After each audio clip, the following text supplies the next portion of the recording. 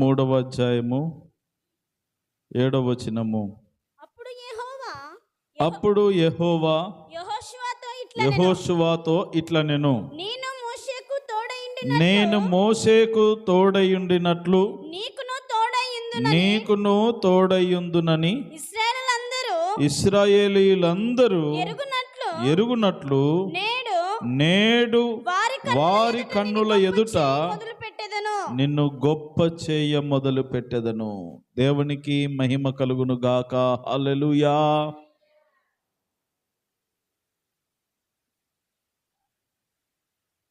దేవుడైన యెహోవా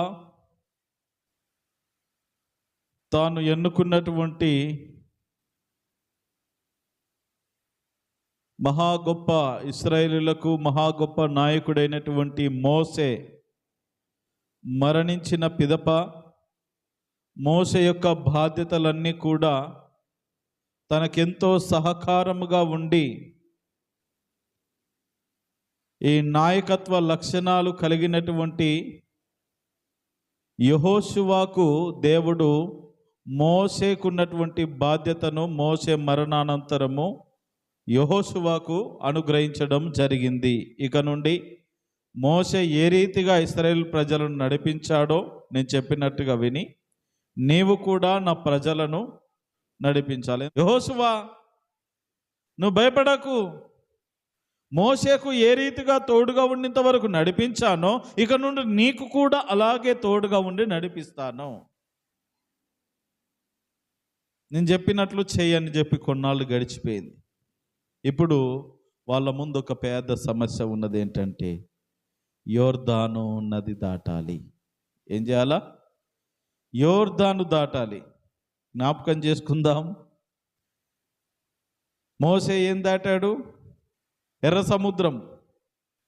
అయ్యగారు పెద్ద సముద్రం దాటితే చిన్నయ్య గారు కనీసం చిన్న కాలువనన్న దాటాలి కదా. ఇక్కడ దేవుడు చెప్తా ఉన్నాడు ఏమనంటే, నేను మోషేకు తోడైనట్లు నీకు కూడా తోడై ఉన్నానని. ఇదిగో ఇశ్రాయేలీలందరూ గుర్తించినట్లు తెలుసుకొనున్నట్లు ఇగో ఈరోజున నిన్ను గొప్ప చేస్తానయ్యా. నిన్ను హల్లెలూయా. నేను నిన్ను ఈ రోజున గొప్ప చేస్తాను. ఎట్లా చేస్తావయ్యా?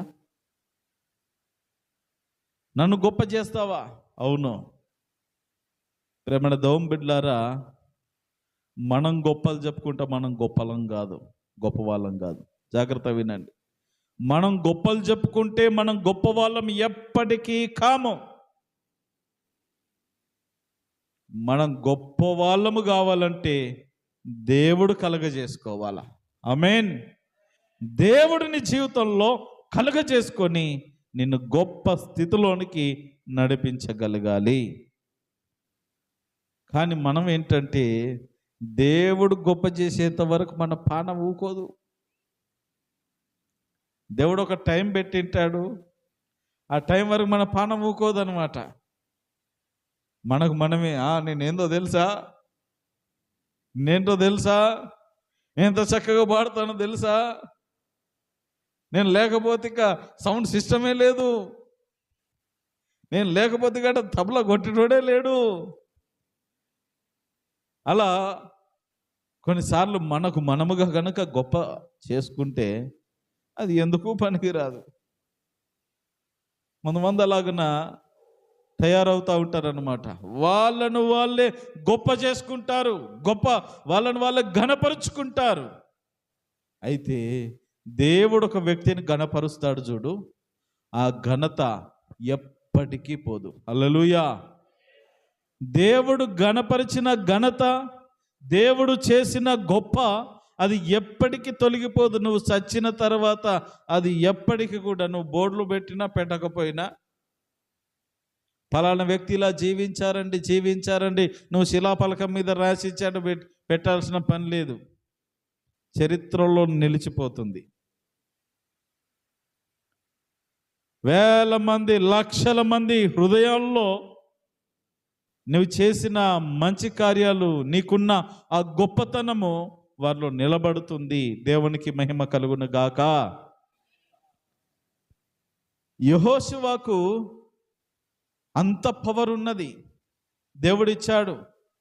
మోషకి ఎలాంటి పవర్ ఇచ్చాడో, ఎలాంటి శక్తినిచ్చాడో, ఎలాంటి ఆధిక్యతను అధికారమునిచ్చాడో అంత తీసుకొచ్చి యెహోషువకి ఇచ్చేశాడు. కానీ యెహోషువ దగ్గర వీళ్ళు ఎలా ఉన్నారంటే, నువ్వు ఇంకా ఆయన శిష్యుడు వేరు అబ్బాయి, ఇంకా నీకు అంత లేదు, మోసే కంటే గొప్పోడువా నువ్వు అంటే ఈయన ఎన్ని చేసినా వీళ్ళు ఇక అయిపోయింది. మోసే స్థానం అయిపోయింది. మోసే గొప్పవాడు కాదని కాదు, మంచివాడు కాదని కాదు, ఆయన గొప్ప నాయకుడు కాదని కాదు. దేవుడు అతన్ని అయిపోయింది అంతవరకు పెట్టేసి తీసుకున్నాడు. ఇప్పుడు ఆధిక్యతను ఇతనికి ఇచ్చాడు. ఇతన్ని గౌరవించే విషయంలో కాస్త తగ్గుముఖం పెట్టారు జనాలు. ఏమనంటే, ఏమయ్యా నిన్నగాక మొన్నొచ్చి ఇప్పుడు మాట్లాడుతున్నావేను, ఎవరు అసలు నువ్వు? ఎక్కడ నుండి? మోసే చనిపోతేనే నువ్వు లైన్లోకి ఈ సీట్లోకి వచ్చావు, జాగ్రత్త, లేకపోతే నువ్వు ఎవడువయ్యా అంటే ఒక గుర్తింపు లేదు, తనకంటే ఒక ప్రత్యేకమైన స్థానం లేదు. ప్రేమన దేవుని బిడ్డలారా, ఈ రోజుల్లో చాలామందిలో ఉన్నటువంటి సమస్య ఇది. ఏదో మనము పెద్ద గొప్పలం అయిపోయి నేను ఇది అని చెప్పుకునేటటువంటి స్థితిలో మనం ఉండనక్కర్లేదు. కానీ కనీసము ఇంటిలో బయట నలుగురిట్లలో ఫలానా వ్యక్తి అంటే ఇది ఒక గుర్తింపు, ఓ చిన్న గొప్పతనము కూడా ఈనాడు మన జీవితాల్లో లేకుండా పోయింది. ఎంతో చక్కటి భక్తి చేస్తున్న వీళ్ళు కనీసం చాలా మంచి భక్తి పరులని గణపరిచే విధంగా లేదు. వీళ్ళు చాలా చక్కగా కష్టపడుతున్నారని గణపరిచేవారు లేరు. ఎంతో కష్టపడి చేస్తున్నా వీళ్ళు చాలా ప్రయాసపడతారండి గుర్తింపు లేదు. అయినా చేస్తూ ఉన్నారు, అయినా కష్టపడుతూ ఉన్నారు, అయినా ఆ స్థితిలో ముందుకు వెళ్తూ ఉన్నారు. ఎవడు గుర్తించినా గుర్తించకపోయినా ఇదిగో అదే స్థితిలో యెహోషువ ఉన్నాడు. దేవుడు ఏది చెప్తే అది చేస్తూ ఉన్నాడు, కానీ గుర్తింపు లేదు. గొప్పవాడుగా పేరు లేదు. ఆ పేరు ఉంటేనే వీళ్ళు కాస్త భయపడతారు యెహోషువకు. మోసే అంటే దేవుడు చెప్పేంత వరకు ఎవరిని ఎక్స్ట్రాలు చేసినారంటే చూడండి. నేను దేవుడు ఒకవేళ ఆయన కోపగించుకున్నాడంటే నేను అడ్డు కూడా రాను, అంత పవర్ఫుల్ వ్యక్తి. ఒకవేళ దేవుని కోపం ప్రజల మీద మండితే నయనానికి దండం పెడతా, వాళ్ళని ఏమనకు, వాళ్ళను ఏమనకయ్యా. ఒకవేళ నువ్వు వాళ్ళని ఇక్కడ చంపావంటే నీ నామానికి చెడ్డ పేరు వస్తుంది, వద్దునైనా అని దేవుని పాదాలు పట్టుకునేటటువంటి వ్యక్తిత్వం కలిగిన వాడు మోసే. ఆ వ్యక్తిత్వం తినకు కూడా ఉన్నది, కానీ ఇదిగో నలుగురిలో ఒక గుర్తింపు అనేది లేదు. వీళ్ళేమో భయపడి చావట్లేదు, ముందేమో యోర్దాన్ ఉన్నది. యెహోషువ భయపడకు, నేను నీకు తోడుగా ఉన్నాను అని చెప్పి ఈ రోజున నీ కన్నుల దగ్గర ఒక అద్భుతం చేయబోతున్నాను. అదేంటంటే వీళ్ళందరి ముందు నేను గొప్ప చేస్తాను. హల్లెలూయా. వాళ్ళ కన్నుల ఎదుట నిన్ను గొప్ప చేస్తాను. మన దేవుని బిడ్డలారా, కొన్నిసార్లు ఇంట్లో వాళ్ళే నమ్మరు కదండి. కొంతమంది మన పిల్లలు పాస్ అవుతారని మనల్నే నమ్మరు. దేవుడు ఏం చేస్తాడు? నేను ఇదిగో నీ కుటుంబంలో నిన్ను గొప్ప చేస్తాను బిడ్డ. వీళ్ళు బాగుపడతారని మన వాళ్ళే నమ్మరు. వాడు ప్రయోజకుడు అవుతాడని మన వాళ్ళే నమ్మరు. వాడు ఉద్యోగం సంపాదిస్తాడని, వాడి జీవితం బాగుంటుందని, వాడు ప్రయోజకుడు అవుతాడని, వాడు ఇలాగున ఉంటాడని మన వాళ్ళే కొన్నిసార్లు నమ్మరు. వానికి ఏ శాతం అవుతుంది, వాడు ఎన్నడున్నా గాడిదలు కాస్టోడే. వాడు ఎన్నడున్నా ఎన్ని రోజులున్నా గాడిదలే. కానీ దేవుడు తలుచుకుంటే గాడిదలు కాసేటోడిని ఏం చేసిండు? ఎవరు గాడిదలను కాసుకున్నాడు తెలుసా? చెప్పండి. సౌలు. సౌలు గాడిదలను కాసేటోడు. ఎవరు సౌలు? రాజైన సౌలు, దావీదు మామ. రాజైన సౌలు గాడిదలను కాసుకుంటాడండి. భలే గాడిదలు ఉన్న మొత్తం గాడిదల మంద ఉన్నది. వాళ్ళకు కొన్ని గాడిదలు తప్పిపోతే అయ్యగారి దగ్గరికి వెళ్ళిపోయాడు, సమయాల దగ్గరికి. అయ్యా అయ్యా అయ్యా, మా గాడిదలు తప్పినాయి ఆయన, వారమే వాటి ఎంట తిరుగుతున్నా, ఏడ దొరుకుతలేవు, ఏదన్నా జాడ చెప్పవయ్యా అంటే, నీ గాడిదలు ఎక్కడ పోలేవరు నాయన, ఎప్పుడు చూడు గాడిదల మీద మనసు పెట్టినావు, గాడిద గట్ట కూర్చో. ఇక నువ్వు గాడిదలను కాసేది కాదురా నాయన నీ పని. దేవునికి ఒక గొప్ప భారం పెట్టబోతున్నాడు. దేవుడి రోజున నిన్ను గొప్ప చేయబోతూ ఉన్నాడు. ఇక నుండి నువ్వు గాడిదలను కాసే వ్యక్తివిగా కాకుండా, ఇదిగో ఇశ్రాయేలు ప్రజలకు నాయకుడిగా దేవుడిని నిలబెట్టబోతున్నాడు. హల్లెలూయా. దావీదెవరు? గొర్రెలు కాసుకుంటాడు. ఈయన గాడిదలను కాసుకుంటాడు, సింహాసనం. ఆయన గొర్రెలు కాసుకుంటాడు. ఎవరైతే ఈ లోకము వెలివేస్తుందో వీళ్ళ ద్వారా ఏమీ కాదు, వీళ్ళు వేస్ట్, ఒక ముద్ర వేసి వీళ్ళు మంచి వాళ్ళు కాదు, వీళ్ళు చెడ్డవాళ్ళు, వీళ్ళు పాపాత్ములు, వీళ్ళు దుష్టులు, దుర్మార్గులని ఒక చెడ్డ ముద్ర వేసి, కుటుంబాలు వెలివేసి, కుటుంబంలో ఒక స్థానము లేకుండా, ఇక వీధిలో ఒక స్థానము లేకుండా, ఊరిలో ఒక స్థానము లేకుండా, సమాజంలో ఒక విలువ లేకుండా ఎవరైతే బ్రతుకుతారో, ఇదిగో అలాంటి వాళ్ళని తీసుకొచ్చి వీళ్ళు నువ్వు అనుకుంటున్నట్టు కాదు, వీళ్ళ స్థితి వేరు, ఇదిగో వీళ్ళు ఇది అని చూపించేవాడు మన దేవుడు. హల్లెలూయా. యేసుప్రభు శిష్యుల్లో గొప్ప గొప్ప చదువుకున్న వాళ్ళు ఎవరు లేరు. చేపలు పట్టడం ఎన్నుకున్నాడు.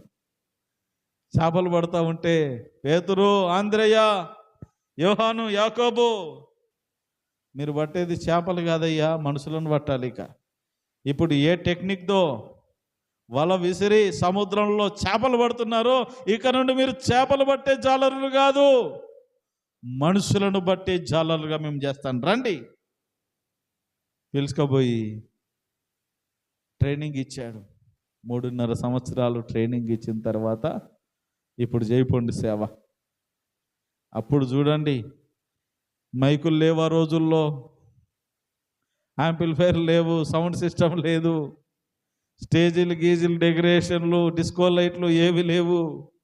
అయ్యగారు ఒక ఎత్తైన ప్రదేశంలో నిలబడి, ఓ ప్రేమైన దేవుని బిడ్డలారా, యేసు మీ పాపముల నుండి మిమ్మల్ని విడిపిస్తాడు, ఆయన నమ్ముకుంటే నీకు రక్షణ, విడుదల, స్వస్థత, ప్రభువైన యేసు క్రీస్తునందు విశ్వాసం ఉంచండి, అప్పుడు మీరు మీ కుటుంబాలు రక్షింపబడతాయని వాక్యాలు చెప్తా ఉంటే వేల మంది బుట్టలో పడినట్టుగా, వలలో చిక్కుకున్నట్లుగా వచ్చి నమ్మి బాప్తిస్మం తీసుకొని సంఘాలుగా విస్తరించారు. అప్పుడు ప్రజలు అనుకుంటున్నారు, ఒరెవరెవరెవరెవరే వీళ్ళందరూ యేసు ప్రభు శిష్యులు కదా, వీళ్ళు ఎవడు కూడా ఒక డిగ్రీ కూడా చేయలేడు, ఓ చదువు రాదు, ఏమి రాదు వీళ్ళకి ఇంత పరిజ్ఞానం ఎక్కడిది, వీళ్ళు ఎప్పుడు పాండిత్యం నేర్చుకున్నారు, వీళ్ళు చదువులు లేని పామరులు కదా, విద్య లేని పామరులు కదా, చదువురాని మొద్దులు కదా. ఆ మొద్దు సుంటలే కావాలా మరి దేవునికి? ఆ మొద్దు సుంటలనే దేవుడు శ్రేష్టమైన ఫలముల వల్లే దేవుడు అలా తీర్చిదిద్ది పెడతాడు. హల్లెలూయా. ఇదిగో అలాగున దేవుడు యెహోషువతో చెప్తున్నాడు, నేడు వారి కన్నుల ఎదుట నిన్ను గొప్ప చేయ మొదలు పెడతాను. ఈరోజు నేను గొప్ప చేస్తాను నిన్ను. ఈరోజే నిన్ను గొప్ప చేస్తాను, ఈరోజే నిన్ను గణపరుస్తాను. ఓకే ప్రభువా, చదవండి అదే మాట. మీరు గమనించినట్లయితే 4వ అధ్యాయం 14వ వచనం చదవండి. 4వ అధ్యాయం 14వ వచనం. ఆ దినమున యెహోవా ఇశ్రాయేలీయులందరి ఎదుట జాగ్రత్తగా వినండి. ఆ దినమున యెహోవా ఇశ్రాయేలీయులందరి ఎదుట యెహోషువను గొప్ప చేశాను గనుక వారు మోషేను గౌరవపరిచినట్లు అతని బ్రతుకు దినములన్నిటను అతని గౌరవపరిచిరి. హల్లెలూయా, హల్లెలూయా. ఎవరిచ్చారు ఈ గౌరవాన్ని? ఎవరిచ్చారు ఈ గొప్ప ఆధిక్యతను? దేవుడు. అంతవరకు యెహోషువ యెహోషువ ఓ పనోడిలాగా చూస్తూ ఉన్నారు, ఒక విలువలేనోడిగా చూస్తూ ఉన్నారు. అరే, మన అయ్యగారు, పెద్దయ్య గారు, ఆయన చనిపోయాడు, ఆయన స్థానంలో దేవుడు ఇతన్ని మనకు అనుగ్రహించాడు గనుక మనం ఇతన్ని గౌరవించాలనే సంస్కారము ఇశ్రాయేలు ప్రజల్లో ఒకటికి కాకపోతే ఒకటికి కూడా లేదు. ఈయన ఎంత కష్టపడి సేవ చేస్తున్నా గౌరవం లేదు, ఆధిక్యత లేదు, ఒక గొప్ప పేరు అనేది లేదు, కనీసం అయ్యగారు అనట్లేదు. అప్పుడంటే ఒక పనివాని స్థానంలో, ఒక శిష్యుని స్థానంలో ఉన్నాడు. అయ్యగారిని గౌరవించారు, వాళ్ళను కాస్త పక్కన పెట్టారు. ఇప్పుడు కూడా అలాగే ఉంటే దేవునికే నచ్చలే. వారి కన్నులెదుట నిన్ను గొప్ప చేస్తాను అని వాగ్దానం చేశాడు. ఇక్కడికి వచ్చేసరికి ఆ వాగ్దానాన్ని నెరవేర్చాడు. ప్రేమణ దోంబిడ్లారా, జ్ఞాపకం చేసుకున్నట్లయితే ఇదిగో వాళ్ళు ఇక్కడ ఈ 4వ అధ్యాయం అంతటిని మనం చదువుకున్నట్లయితే ఈ యోర్దాన్ నదిని దాటారు. వీళ్ళు అనుకున్నారు మోసేలాగా ఇతడేం చేస్తాడులే అనుకున్నాం, కానీ ఇతడు మామూలు వ్యక్తి కాదు, దేవుని శక్తి ఇతని దగ్గర కూడా ఉన్నది, ఇతడు కూడా చాలా బలవంతుడు, గొప్పవాడు అని గుర్తించి అప్పుడు చూడండి, ఆ దినమున యెహోవా ఇశ్రాయేలీయులందరి ఎదుట యెహోషువను గొప్ప చేసను గనుక వారు మోషేను గౌరవపరిచినట్లు అతని బ్రతుకు దినములన్నిటను అతని మోషేకి ఎలాంటి గౌరవం ఇచ్చారో ఆ గౌరవాన్ని యెహోషువ బ్రతికినంత కాలం ఇచ్చారు. ఇక ఎంత గొప్ప ఆధిక్యత! ఒక వ్యక్తిని గణపరచాలంటే అది దేవునికే సాధ్యం. దేవుడే మనలను గణపరచాలి, దేవుడే మనలను హెచ్చించాలి.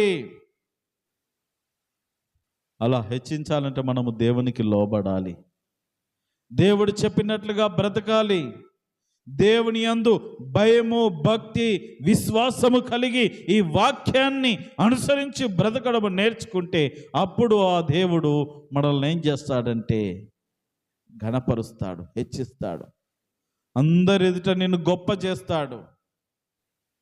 ఈ రోజున చాలామంది అనుకుంటా ఉంటారు, చూద్దాం నువ్వేమవుతావో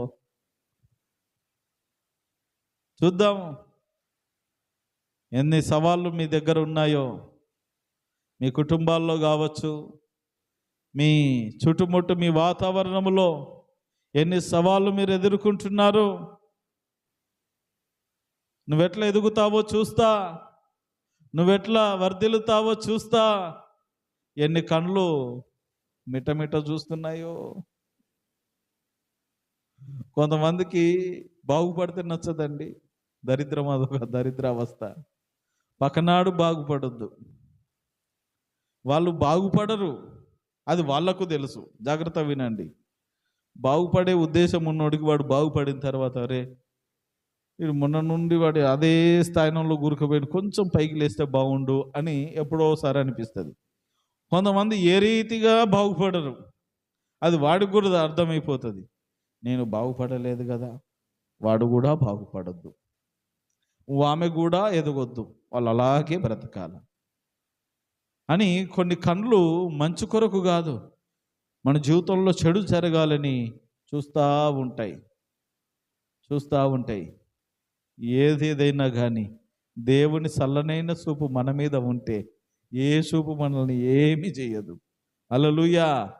దేవుని దృష్టి మన మీద ఉంటే ఏ దృష్టి ఏ దిష్టి ఏం చేయదు. దేవుని దృష్టి, అయ్యా నీ చల్లనైన చూపు నా మీద ఉంచు నాయనా, నీ తోడు నా మీద ఉంచు నాయనా, నీవు నన్ను గొప్ప చేయి నాయనా, ఈ రీతిగా మనము కోరుకోవాలా. అప్పుడు ఏదియు ఎంత మాత్రమును నీకు హాని చేయదు. కాబట్టి ప్రభునందు ప్రేమన దేవుని బిడ్డలారా, ఇదిగో యెహోషువకు వాగ్దానం చేస్తా ఉన్నాడు దేవుడు, అందరి రోజున తెలుసుకునేటట్లు చేస్తాను నిన్ను. నువ్వు ఎంత గొప్పవాడివో, నువ్వు ఎంత మంచివాడివో, నువ్వు ఎంత భక్తిపరుడవో, నువ్వు ఎంత కష్టపడే స్వభావము నీకు ఉన్నదో ఈ రోజున నీవు ఎవరు గుర్తించట్లేదని నువ్వు బాధపడుతున్నావు యెహోషువా. నువ్వు ఎంతో కష్టపడి ఎంతో నీ బిడ్డల కొరకు కూడబెట్టి అది చేసి ఇది చేసి అన్ని ప్రయత్నాలు చేసి కూడా నువ్వు అయ్యో నా పిల్లలు నన్ను గుర్తించట్లేదే, అయ్యో నా తల్లిదండ్రులు నన్ను గుర్తించట్లేదే, అయ్యో నా అనుకున్న వారు నన్ను గుర్తించట్లేదే, మా ఊరి ప్రజలు, ఇదిగో నా వీధి ప్రజలు నన్ను గుర్తించట్లేదని బాధపడుతున్నావు యెహోషువా.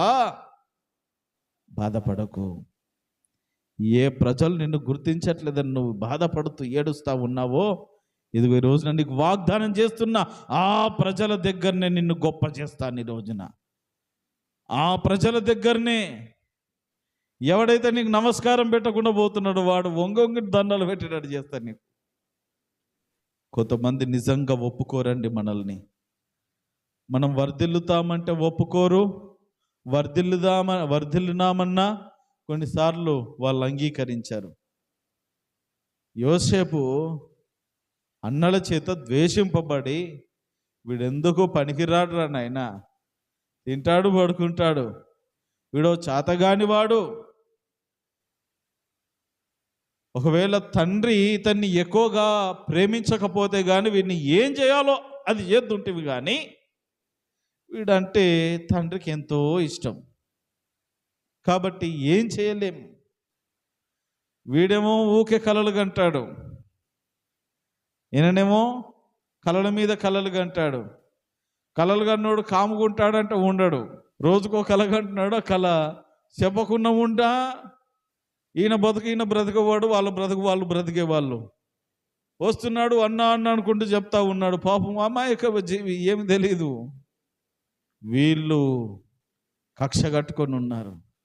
వీడు ఎంతటోడు మమ్మల్ని అనడానికి, వీడు ఎంతటి వాడు నన్ను అనడానికి అన్నట్టుగా ఒకరి తర్వాత ఒకరు ఉన్న అన్నలందరూ కూడా కక్ష కట్టుకొని ఎక్కడ దొరుకుతాడా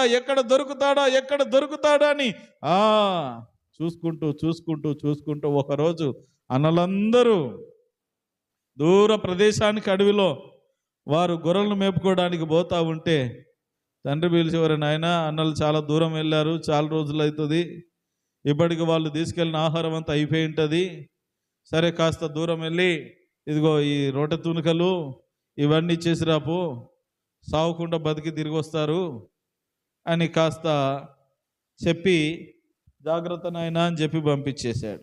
అన్నం పెట్టిన చేతికి సున్నం కొట్టినట్టు అయిపోయింది ఈ యోసేపు పరిస్థితి. అన్నలకు అన్నం పెట్టడానికి పోతే వాళ్ళు సున్నం కొట్టి పంపిస్తున్నారు వానికి, అంతే కదా. అన్నా ఎంత దూరమైంది, ఎంతసేపు అయిందా మీ గురించి, తిరిగి 4 రోజుల నుండి తిరుగుకుంటూ వస్తున్నా, ఈడ దొరికినారు. సరే ఇదిగో నాన్న భోజనం పంపించాడు, చక్కగా తినండి, చక్కగా గాయండి, బాయ్. ఒక నిమిషం ఆవురా, ఏరా ఇప్పుడు దొరికావు బిడ్డ ఒంటరిగా, నువ్వు కలలు కంటూ ఆ కళల్లో మేమందరం నీ కాళ్ళు మొక్కుతామా, నీకు నమస్కారం చేస్తామా, నువ్వు ఎంతటి వాడవురాని ఈడ్చి కొట్టి తన్ని కొట్టి సావబాది గుంతలో పడేశారు సావు బిడ్డ. ఎంత కఠినాత్ములు చూడండి. వాళ్ళ దృష్టిలో వీడు వేస్ట్ గాడు, ఇస్మాయిలీలకు అమ్మేశారు, వాడు తీసుకెళ్ళి ఐగుప్తులో అమ్మేశాడు. చూడండి ప్రేమణ దేవుని బిడ్డలారా, ఇక అయిపోయింది, చాప్టర్ క్లోజ్ అనుకున్నారు అన్నలు. వాడు చచ్చాడు, ఇక పీడ విరగడైపోయింది, మమ్మల్ని ఎవడు వేలెత్తి చూపేవాడు లేడు, ఇక మనం ఎవడికి లోబడకుండా బ్రతకొచ్చు అన్నట్టుగా భావించారు. ఇతన్ని తీసుకెళ్ళి ఐగుప్తులో పడేశారు, పోతిఫర్ ఇంట్లో పడేస్తే బానిసగా బ్రతుకుతున్నాడు. బానిస అంటే ఈ కాలంలో బరెగొడ్డు, ఆ కాలంలో ఆ బానిస రెండు ఒకటే. కొంచెం వ్యత్యాసం ఏంటంటే బర్రెగొడ్లను కట్టేసుకుంటాం, వాళ్ళని వదిలిపెడతాం, అంతే తేడా. జంతువుల కంటే హీనంగా చూసేవాళ్ళు మనుషులను. అలాగున ఆ బానిసత్వంలో కూరుకుపోయినాడు యోసేపు, కానీ నమ్మకంగా పనిచేశాడు. ప్రేమణ దౌం బిడ్లారా, ఎవరినైతే తిరస్కరించారో, ఎవరినైతే గుంతలో పడేశారో, ఎవరినైతే హీనంగా చూశారో, వాడి దగ్గరికి ఇక్కడ ఆహారం అయిపోయింది, తినడానికి బువ్వ లేదు. ఎందుకంటే అన్నం పెట్టిన చేతికి సున్నం కొట్టి పంపించారు కదా ఇల్లు. ఇప్పుడు తినడానికి బువ్వ లేదు, అక్కడ బువ్వ ఉన్నది. అన్నం పెట్టేటువంటి దగ్గర ఎప్పుడు బువ్వ సమృద్ధిగా ఉంటుంది. అందుకే అన్నదానం అన్ని దానాల్లో కల్లా గొప్ప దానం అంటారు. రూపాయి మనం చేతిలో పెట్టకపోయినా కనీసం ముద్ద బువ్వ పెట్టడం మనము నేర్చుకోవాలి లేని వారికి. జ్ఞాపకం చేసుకున్నట్లయితే ప్రేమణ దోం బిడ్లారా, ఇదిగో దేవుడు తనను హెచ్చించాడు. శోధనలు వచ్చినాయి, ఆటంకాలు వచ్చినాయి, అన్నిట్లలో అంచెలంచెలుగా వర్ధిల్లి ఇప్పుడు ఐగుప్తు దేశానికి ప్రధానమంత్రిగా మార్చబడ్డాడు యోసేపు. దేవుడు అతన్ని గొప్ప చేశాడు, హెచ్చించాడు, గణపరిచాడు. వీళ్ళకు ఆహారం కావాలి, వచ్చారు. వీళ్ళు గుర్తుపట్టలేకపోతున్నారు. ఈయన గుర్తుపెట్టాడు, వీళ్ళందరూ నా అన్నలు. బంధం చూడండి, బంధం ఏనాటికైనా బంధమే. దేవుడిచ్చిన కొన్ని అనుబంధాలను మనం ఎటు తిరిగి ఈ రక్త సంబంధాన్ని విడదీసుకోలేం. ఈ రోజుల్లో చిన్న చిన్న మూలాలలో చిన్న చిన్న సాకులు వెతుక్కొని, నువ్వు నన్ను అంత పెద్ద మాట అన్నావు, నన్ను ఇట్లా అన్నావు, నన్ను వట్ అన్నావని కలిసి ఉండాల్సిన వాళ్ళు కాటికి పోయేదాకా విడిపోతూనే ఉన్నారు. సంతోషం లేదో, సమరం లేదో, ఒక కనీసం కలిసి బ్రతకాలనేటువంటి జిజ్ఞాస లేదు జనాల్లో. ప్రేమణ దోం బిడ్లారా, వాళ్ళంతా తప్పు చేసినా కానీ తప్పులన్నీ మర్చిపోయి ఆ పగలు ప్రతీకారాలని పక్కన పెట్టి, అరే ఎన్నాళ్ళకు మా అన్నగాళ్ళు కనబడ్డారని కళ్ళ నుండి నీళ్లు గిర్రన తిరిగా అయ్యగారికి. వాటన్నిటినీ పక్కన పెట్టి వచ్చిన నాటకం ఆడి మొత్తం మీద వాళ్ళ తండ్రిని, కుటుంబాన్ని అందరినీ తన దగ్గరికి నడిపించుకున్నాడు. మరలా ఆయనే వాళ్ళకు బోవ పెడుతున్నాడు. ఎంత గొప్పగా హెచ్చించాడండి. వీళ్ళేమనుకున్నారు, వీనికి ఏం చేతనవుతుంది, వీడు ఎంతటి వాడు, వీని జ్ఞానం ఎంత, వీని వయసు ఎంత. ఆహా, మరి ఇప్పుడేమంటారు? దేవుడు ఒక వ్యక్తిని హెచ్చిస్తే అలా ఉంటుంది. ఈ రీతిగా ఎవరైతే దేవుని మాట వింటారో, ఎవరైతే దేవుడు చెప్పినట్లుగా దైవ చిత్తానుసారంగా నడుచుకుంటారో, దేవుడు వారిని ఖచ్చితముగా ఆశీర్వదించి ఘనపరచువాడై ఉంటున్నాడు. అందుకని ఇదిగో యెహోషువ, బాధపడకు, ఈ రోజున నిన్ను వాళ్ళ కన్నుల దగ్గర, వాళ్ళ కన్నుల ఎదుట నిన్ను ఘనపరుస్తా, నిన్ను గొప్ప చేస్తాను అని చెప్పి గొప్ప చేశాడు. అప్పటి నుండి వాళ్ళు యెహోషువను గౌరవించారు, యెహోషువను గౌరవించారు, యెహోషువకు భయపడుతూ ఉన్నారు. నాయకునిగా వాళ్ళు గుర్తించారు. ఆ గుర్తింపు ఆ రోజున యెహోషువకు వచ్చింది. ఈ రోజున నీకు గుర్తింపు లేదా? నిన్నెవ్వరు గణపరచడం లేదా? ఇదిగో దేవుడిస్తాడు, దేవుడిని గుర్తింపిస్తాడు, దేవుడిని హెచ్చిస్తాడు, దేవుడు నిన్ను గణపరుస్తాడు. ఆ రోజు వస్తుంది, ఆ రోజు ఇస్తాడు. ఆ రోజున నువ్వు ఎంతో సంతోషించే విధంగా దేవుడు తీర్చిదిద్దుతాడు. అయితే అంతవరకు నువ్వు యెహోషువకున్న లక్షణాలు, దేవుని యందు భయభక్తులు కలిగి, విశ్వాసము కలిగి, ఈ ధర్మశాస్త్రమును చదివి విని అంగీకరించి వాటి ప్రకారం నువ్వు జీవించగలిగినట్లయితే, వాటి ప్రకారం జీవించగలిగినట్లయితే దేవుడు తప్పకుండా నీ కట్టి కృపను ప్రసాదిస్తాడు. అట్టి స్థితిని దేవుడు మీకెల్లరికి అనుగ్రహించి నడిపించును గాక. ఆమేన్.